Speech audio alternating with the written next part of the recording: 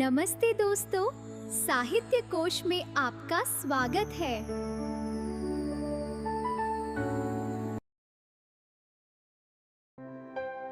चलिए दोस्तों, इस साहित्य कोश में आज हम एक नई और दिलचस्प कहानी पढ़ते हैं।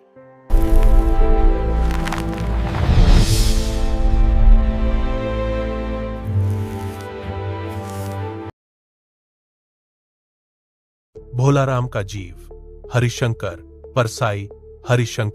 परसाई द्वारा लिखित कहानी। भोलाराम का जीव का मुख्य संदेश सरकारी तंत्र में व्याप्त भ्रष्टाचार, लाल फीताशाही फाइल का अटकना और संवेदनहीनता पर तीखा व्यंग्य करना है।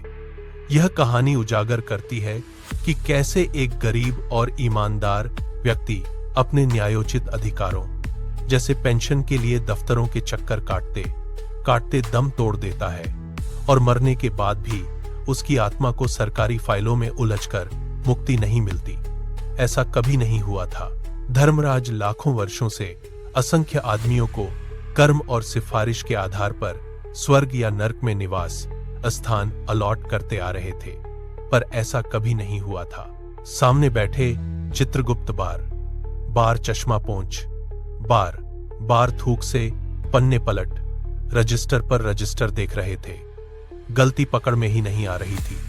आखिर उन्होंने खींचकर रजिस्टर इतने जोर से बंद किया, मक्खी चपेट में आ गई। उसे निकालते हुए वे बोले, महाराज, रिकॉर्ड सब ठीक है।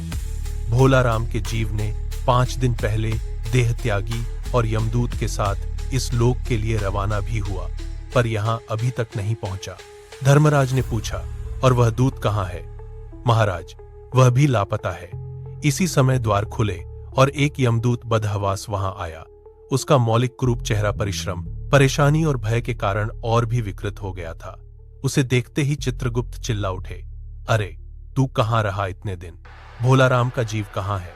यमदूत हाथ जोड़कर बोला, दयानिधान, मैं कैसे बतलाऊं कि क्या हो गया। आज तक मैंने धोखा नहीं खाया था, पर भोलाराम का जीव मुझे चकमा दे गया। 5 दिन पहले जब जीव ने भोलाराम का देह त्यागा, तब मैंने उसे पकड़ा और इस लोक की यात्रा आरंभ की। नगर के बाहर ज्यों ही मैं उसे लेकर एक तीव्र वायु तरंग पर सवार हुआ, त्यों ही वह मेरी चंगुल से छूटकर न जाने कहां गायब हो गया। इन 5 दिनों में मैंने सारा ब्रह्मांड छान डाला, पर उसका कहीं पता नहीं चला। धर्मराज क्रोध से बोला, मूर्ख, जीवों को लाते लाते बूढ़ा हो गया, फिर भी एक मामूली बूढ़े आदमी के जीव ने तुझे चकमा दे दिया। दूत ने सिर झुकाकर कहा, महाराज, मेरी सावधानी में बिल्कुल कसर नहीं थी। मेरे इन अभ्यस्त हाथों से अच्छे वकील भी नहीं छूट सके, पर इस बार तो कोई इंद्रजाल ही हो गया। चित्रगुप्त ने कहा, महाराज, आजकल पृथ्वी पर इस प्रकार का व्यापार बहुत चला है। लोग दोस्तों को कुछ चीज भेजते हैं और उसे रास्ते में ही रेलवे वाले उड़ा लेते हैं। हौजरी के पार्सलों के मोजे रेलवे अफसर पहनते हैं। मालगाड़ी के डब्बे रास्ते में कट जाते हैं। एक बात और हो रही है, राजनैतिक दलों के नेता विरोधी नेता को उड़ाकर बंद कर देते हैं। कहीं भोलाराम के जीव को भी तो किसी विरोधी ने मरने के बाद खराबी करने के लिए तो नहीं उड़ा दिया? धर्मराज ने व्यंग्य से चित्रगुप्त की ओर देखते हुए कहा, तुम्हारी भी रिटायर होने की उम्र आ गई। भला भोलाराम जैसे नगण्य दीन आदमी से किसी को क्या लेना देना। इसी समय कहीं से घूमते घामते नारद मुनि यहाँ आ गए। धर्मराज को गुमसुम बैठे देख बोले, क्यों धर्मराज, कैसे चिंतित बैठे हैं? क्या नर्क में निवास स्थान की समस्या अभी हल नहीं हुई? धर्मराज ने कहा, वह समस्या तो कब की हल हो गई मुनिवर। नर्क में पिछले सालों में बड़े गुणी कारीगर आ गए हैं। कई इमारतों के ठेकेदार हैं जिन्होंने पूरे पैसे लेकर रद्दी इमारतें बनाई। बड़े इंजीनियर भी आ गए हैं जिन्होंने ठेकेदारों से मिलकर पंचवर्षीय योजनाओं का पैसा खाया। ओवरसीयर हैं जिन्होंने उन मजदूरों की हाजिरी भरकर पैसा हड़पा जो कभी काम पर गए ही नहीं। इन्होंने बहुत जल्दी नर्क में कई इमारतें तान दी हैं। वह समस्या तो हल हो गई, पर एक बड़ी विकट उलझन आ गई है। भोलाराम नाम के एक आदमी की 5 दिन पहले मृत्यु हुई। उसके जीव को यह दूत यहां ला रहा था कि जीव इसे रास्ते में चकमा देकर भाग गया। इसने सारा ब्रह्मांड छान डाला पर वह कहीं नहीं मिला। अगर ऐसा होने लगा तो पाप पुण्य का भेद ही मिट जाएगा। नारद ने पूछा, उस पर इनकम टैक्स तो बकाया नहीं था? हो सकता है उन लोगों ने रोक लिया हो। चित्रगुप्त ने कहा, इनकम होती तो टैक्स होता, भूखमरा था। नारद बोले, मामला बड़ा दिलचस्प है। अच्छा, मुझे उसका नाम पता तो बताओ, मैं पृथ्वी पर जाता हूं। चित्रगुप्त ने रजिस्टर देखकर बताया, भोलाराम नाम था उसका। जबलपुर शहर में धमापुर मोहल्ले में नाले के किनारे एक 1.5 कमरे टूटे फूटे मकान में वह परिवार समेत रहता था। उसकी एक स्त्री थी, 2 लड़के और 1 लड़की। उम्र लगभग 60 साल। सरकारी नौकर था। 5 साल पहले रिटायर हो गया था। मकान का किराया उसने 1 साल से नहीं दिया, इसलिए मकान मालिक उसे निकालना चाहता था। इतने में भोलाराम ने संसार ही छोड़ दिया। आज 5वां दिन है। बहुत संभव है कि अगर मकान मालिक वास्तविक मकान मालिक है तो उसने भोलाराम के मरते ही उसके परिवार को निकाल दिया होगा। इसलिए आपको परिवार की तलाश में काफी घूमना पड़ेगा। मां बेटी के सम्मिलित क्रंदन से ही नारद भोलाराम का मकान पहचान गए। द्वार पर जाकर उन्होंने आवाज लगाई, नारायण नारायण। लड़की ने देखकर कहा, आगे जाओ महाराज। नारद ने कहा, मुझे भिक्षा नहीं चाहिए, मुझे भोलाराम के बारे में कुछ पूछ ताछ करनी है। अपनी मां को जरा बाहर भेजो बेटी। भोलाराम की पत्नी बाहर आई। नारद ने कहा, माता, भोलाराम को क्या बीमारी थी? क्या बताऊं? गरीबी की बीमारी थी। 5 साल हो गए पेंशन पर बैठे, पर पेंशन अभी तक नहीं मिली। हर 10-15 दिन में एक दरख्वास्त देते थे, पर वहां से या तो जवाब आता ही नहीं था, और आता तो यही कि तुम्हारी पेंशन के मामले में विचार हो रहा है। इन 5 सालों में सब गहने बेचकर हम लोग खा गए, फिर बर्तन बिके, अब कुछ नहीं बचा था। चिंता में घुलते घुलते और भूखे मरते मरते उन्होंने दम तोड़ दी। नारद ने कहा, क्या करोगी माँ? उनकी इतनी ही उम्र थी। ऐसा तो मत कहो महाराज, उम्र तो बहुत थी।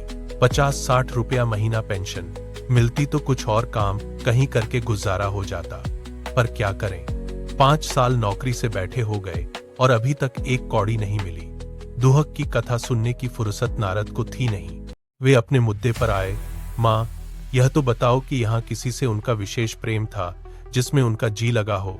पत्नी बोली, लगाव तो महाराज बाल बच्चों से ही होता है, नहीं परिवार के बाहर भी हो सकता है। मेरा मतलब है किसी स्त्री। स्त्री ने घुर्राकर नारद की ओर देखा, बोली, अब कुछ मत बको महाराज, तुम साधु हो, उचक्के नहीं हो। जिंदगी भर उन्होंने किसी दूसरी स्त्री की ओर आंख उठाकर नहीं देखा। नारद हंसकर बोले, हाँ, तुम्हारा यह सोचना ठीक ही है, यही हर अच्छी गृहस्थी का आधार है। अच्छा माता, मैं चला। स्त्री ने कहा, महाराज आप तो साधु हैं, सिद्ध पुरुष हैं, कुछ ऐसा नहीं कर सकते कि उनकी रुकी हुई पेंशन मिल जाए, इन बच्चों का पेट कुछ दिन भर जाए। नारद को दया आ गई थी। वे कहने लगे, साधुओं की बात कौन मानता है? मेरा यहाँ कोई मठ तो है नहीं, फिर भी मैं सरकारी दफ्तर जाऊंगा और कोशिश करूंगा। वहां से चलकर नारद सरकारी दफ्तर पहुंचे। वहां पहले ही से कमरे में बैठे बाबू से उन्होंने भोलाराम के केस के बारे में बातें की। उस बाबू ने उन्हें ध्यानपूर्वक देखा और बोला, भोलाराम ने दरख्वास्तें तो भेजी थीं, पर उन पर वजन नहीं रखा था, इसलिए कहीं उड़ गई होंगी। नारद ने कहा, भाई ये बहुत से पेपर वेट तो रखे हैं, इन्हें क्यों नहीं रख दिया? बाबू हंसा, आप साधु हैं, आपको दुनियादारी समझ में नहीं आती। दरख्वास्तें पेपर वेट से नहीं दबती। खैर, आप उस कमरे में बैठे बाबू से मिलिए। नारद उस बाबू के पास गए। उसने तीसरे के पास भेजा, तीसरे ने चौथे के पास, चौथे ने पांचवे के पास। जब नारद 25-30 बाबुओं और अफसरों के पास घूम आए, तब एक चपरासी ने कहा, महाराज आप क्यों इस झंझट में पड़ गए? अगर आप साल भर भी यहाँ चक्कर लगाते रहे तो भी काम नहीं होगा। आप तो सीधे बड़े साहब से मिलिए, उन्हें खुश कर दिया तो अभी काम हो जाएगा। नारद बड़े साहब के कमरे में पहुंचे। बाहर चपरासी ऊँघ रहा था, इसलिए उन्हें किसी ने छेड़ा नहीं। बिना विजिटिंग कार्ड के आया देख साहब बड़े नाराज हुए। बोले, इसे कोई मंदिर वंदिर समझ लिया है क्या? धड़ाधड़ाते चले आए। चिट क्यों नहीं भेजी? नारद ने कहा, कैसे भेजता? चपरासी सो रहा है, क्या काम है? साहब ने रौब से पूछा। नारद ने भोलाराम का पेंशन केस बतलाया। साहब बोले, आप हैं बैरागी, दफ्तरों के रीति रिवाज नहीं जानते। असल में भोलाराम ने गलती की। भाई, यह भी एक मंदिर है, यहाँ भी दान पुण्य करना पड़ता है। आप भोलाराम के आत्मीय मालूम होते हैं। भोलाराम की दरख्वास्तें उड़ रही हैं, उन पर वजन रखिए।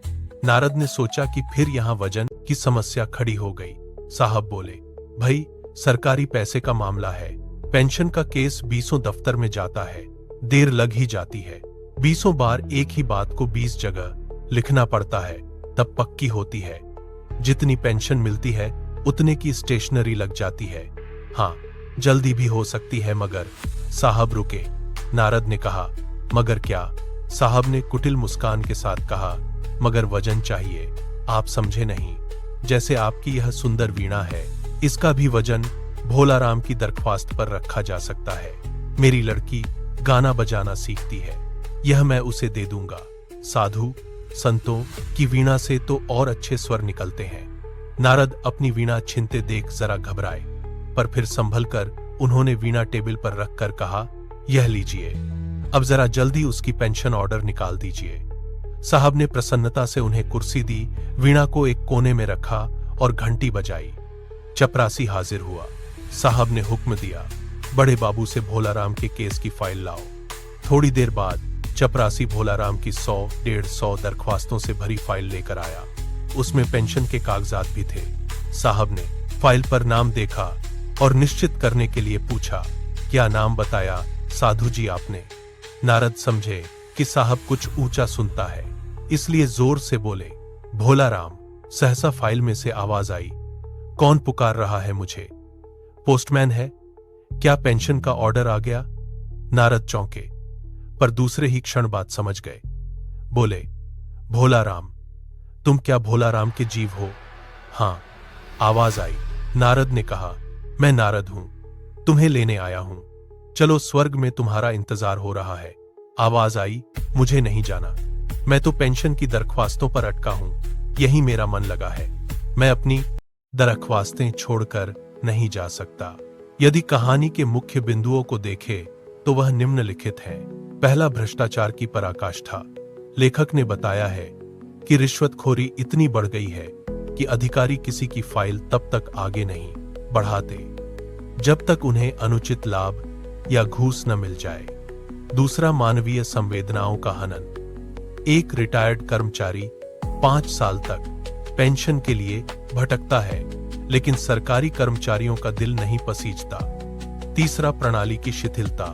आम जनता के लिए बनाए गए सरकारी नियम और दफ्तर उनकी मदद करने के बजाय उनकी परेशानी का कारण बन जाते हैं। यह कहानी पाठकों को जागरूक करती है कि शोषक व्यवस्था के खिलाफ आवाज उठाना और तंत्र में सुधार लाना कितना आवश्यक है। नमस्ते दोस्तों, चैनल को सब्सक्राइब करना न भूलें। ख्वाबों की दुनिया, लफ्जों का जहां, मिलता है सब कुछ यहाँ पे। हाँ, यहाँ ज्ञान का सागर अनमोल मोटी है, हर पन्ने पे एक नई रोशनी होती है। ये है आपका साहित्य कोश। साहित्य कोश दिल को दे सुकून, रूह को संतोष। रूह को संतोष। इस सफर में जुड़ने के लिए चैनल को सब्सक्राइब कीजिए।